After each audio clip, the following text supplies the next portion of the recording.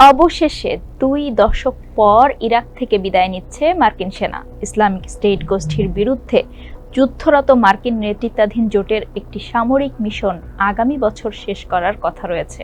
সেই উদ্দেশ্যে 27 September Iraq সরকারের সঙ্গে একটি চুক্তি করার ঘোষণা দিয়েছে যুক্তরাষ্ট্র।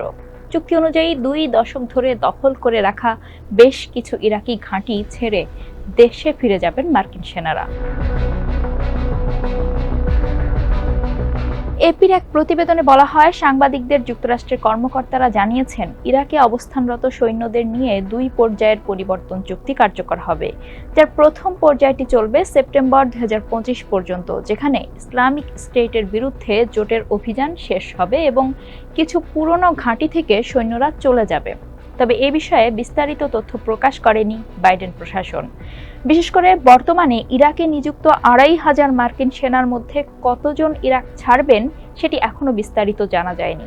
পেন্টাগনের উপপ্রেস সচিব সাবরিনা সিং বলেন, আমি মনে করি দেশের মধ্যে আমাদের উপস্থিতির পরিবর্তন ঘটতে যাচ্ছে।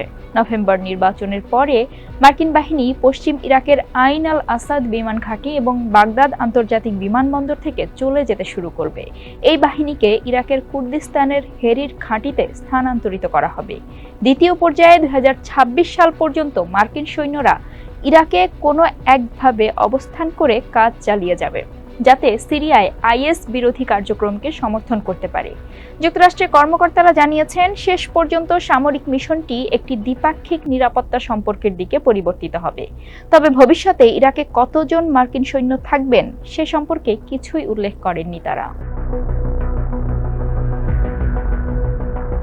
ইরাকি কর্মকর্তারা জানিয়েছেন, 2026 সালের পর কিছু মার্কিন সৈন্য হেরির ঘাঁটিতে থাকতে পারেন, কারণ কুর্দিস্তান অঞ্চলের সরকার তাদের সেখানে থাকার জন্য অনুরোধ করেছে। ইরাকের প্রধানমন্ত্রী মোহাম্মদ আল সুদানি এই মাসে একটি ভাষণে বলেন, আমরা আইএস এর বিরুদ্ধে আন্তর্জাতিক জোটের বিষয়টি সমাধানে একটি গুরুত্বপূর্ণ পদক্ষেপ নিয়েছি। তিনি উল্লেখ করেন, সরকার আমাদের নিরাপত্তা বাহিনীর সক্ষমতায় বিশ্বাস করে। এদিকে পশ্চিমা সমালোচকরা সতর্ক করে বলেছেন, ইরাকে মার্কিন সৈন্যদের সংখ্যা কমিয়ে আনা আশঙ্কার একটি গুরুতর কারণ হতে পারে, বিশেষ করে এবছর সিরিয়ায় আইএস এর হামলা বৃদ্ধির ফলে।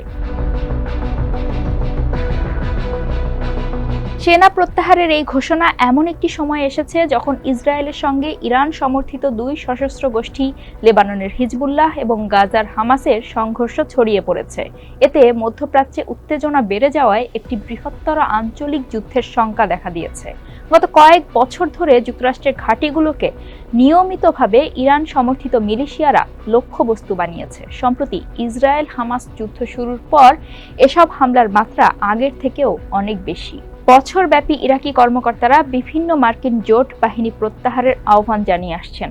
দেশটিতে যুক্তরাষ্ট্রের উপস্থিতি কমানোর জন্য আনুষ্ঠানিক আলোচনা কয়েক মাস ধরেই চলছে। ইরাক থেকে মার্কিন সৈন্য প্রত্যাহার নতুন করে ইরাকে অন্তত 20 বছর ধরে চলে আসা সামরিক উপস্থিতির তৃতীয় পরিবর্তন। যুক্তরাষ্ট্র 2003 সালের মার্চে ইরাকে প্রথম অভিযান চালায়। 2007 সালের বিদ্রোহী গোষ্ঠীর বিরুদ্ধে চালানো মার্কিন অভিযানের সময় ইরাকে 1,70,000-এরও বেশি মার্কিন সৈন্য উপস্থিত ছিলেন। ওবামা প্রশাসন এই সংখ্যাটি কমানোর ব্যবস্থা করেছিল এবং 2011 সালের ডিসেম্বরে শেষ কমব্যাট সৈন্যরা ইরাক ছেড়ে চলে যান। তখন শুধু নিরাপত্তা সহায়তা অফিস পরিচালনা করতে এবং দূতাবাসের নিরাপত্তা নিশ্চিত করতে কয়েকজন সামরিক কর্মী এবং ছোট মেরিন দল ইরাকে অবস্থান করছিল। 2014 সালে ইরাক ও সিরিয়ায় ইসলামিক স্টেটের উত্থানের পর যুক্তরাষ্ট্র আবারও সেখানে সৈন্য পাঠায়। 2021 সালে ইসলামিক স্টেটের নিয়ন্ত্রণ কমে আসার পর জোটের সামরিক অভিযান শেষ হয়, কিন্তু ইরাকে প্রায় 2500 সৈন্য এখনও প্রশিক্ষণ ও যৌথ কার্যক্রম চালানোর জন্য অবস্থান করছেন। যুক্তরাষ্ট্রের এই উপস্থিতি ইরান সমর্থিত মিলিশিয়া গোষ্ঠীগুলোর জন্য চাপ সৃষ্টি করে এবং ইরানকে ইরান ও সিরিয়া থেকে লেবাননে অস্ত্র স্থানান্তর করতে বাধা দেয়।